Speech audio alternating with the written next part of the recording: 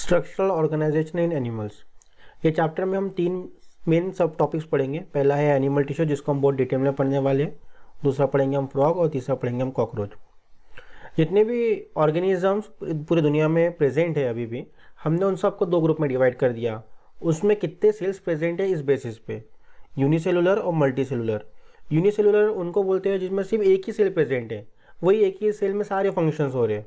और multi cellular हर वो organism जिसमें एक से ज़्यादा सेल प्रेजेंट है, 2, 3, 5, 1000, लाख, करोड़, कितने भी, तो वो आते हैं मल्टी सेलुलर ऑर्गेनिजम्स में। ठीक है।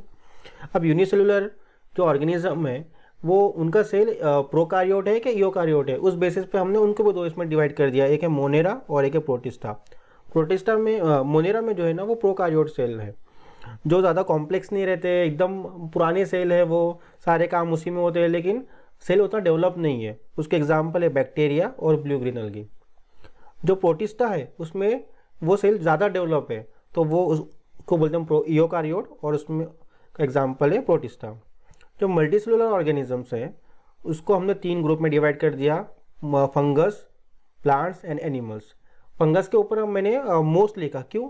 क्योंकि फंगस में एक ईस्ट है जो यूनिसेलुलर है, इसलिए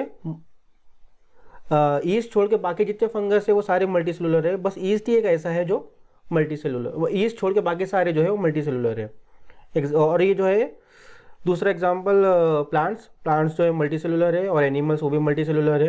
अब फंगस, प्लांट्स और एनिमल्स में फ़र्क क्या है कि जो फंगस रहते हैं वो सैप्रोफाइट्स है। सैप्रोफाइट्स से मतलब वो एकदम ख़राब जो डिकेइंग मटेरियल रहता, मतलब कोई कुत्ता मरा हुआ है या कोई ब्रेड है जो ख़राब हो रहा है, उनके ऊपर ग्रो करते हैं, तो उनको हम बोलते हैं सैप्रोफाइट्स।